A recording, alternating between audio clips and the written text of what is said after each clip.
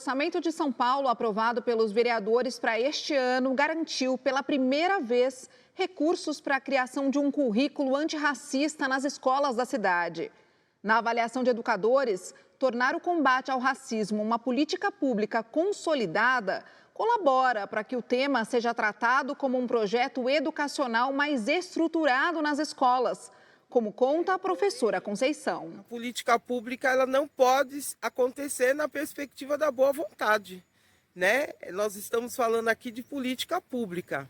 Então, ter um currículo na cidade de São Paulo, ter um currículo de orientação para os profissionais de educação é uma questão primordial, é uma questão fundamental, porque senão a gente não consegue garantir o avanço do debate, o avanço na mudança das práticas, né, dentro do ambiente escolar.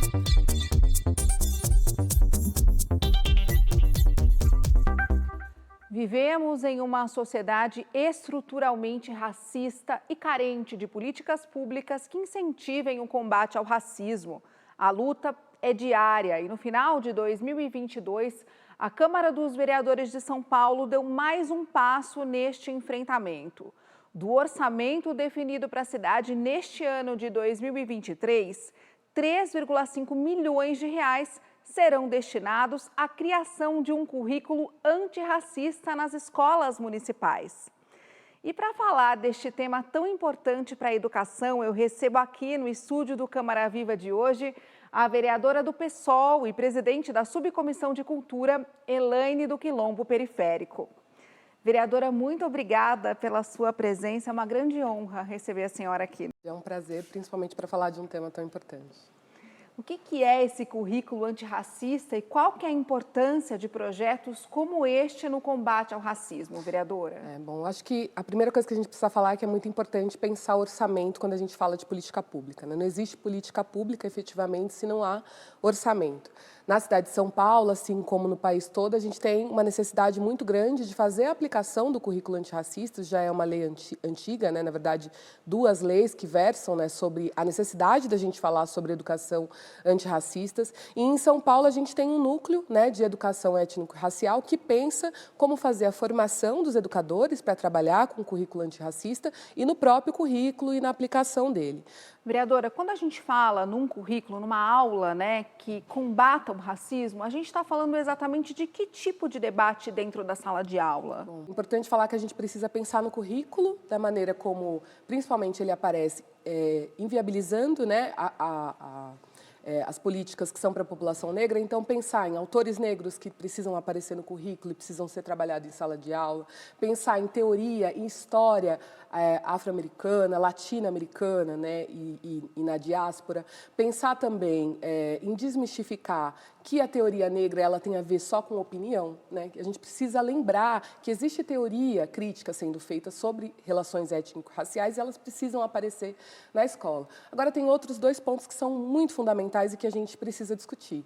A primeira é a relação, né, que se estabelece ali na escola, então o racismo estrutural que está dentro naquela instituição. Então, se você for ouvir casos de racismo, experiências de racismo e teoria, você vai ver que a escola é um disparador muito grande, né, de desigualdades raciais que acontecem na vida da criança desde a creche. Então, isso precisa ser muito trabalhado e precisa ser muito trabalhado com a comunidade escolar. Agora, um outro ponto importante que a gente precisa dizer é que a escola é um lugar de garantia de direitos. E quando a gente fala, né, que a população negra tem sido mais afetada, sobretudo as meninas, principalmente, por exemplo, por evasão escolar, você precisa entender que quando uma criança evade da escola, ela perde, junto com essa evasão, vários outros direitos, várias outras garantias de direitos.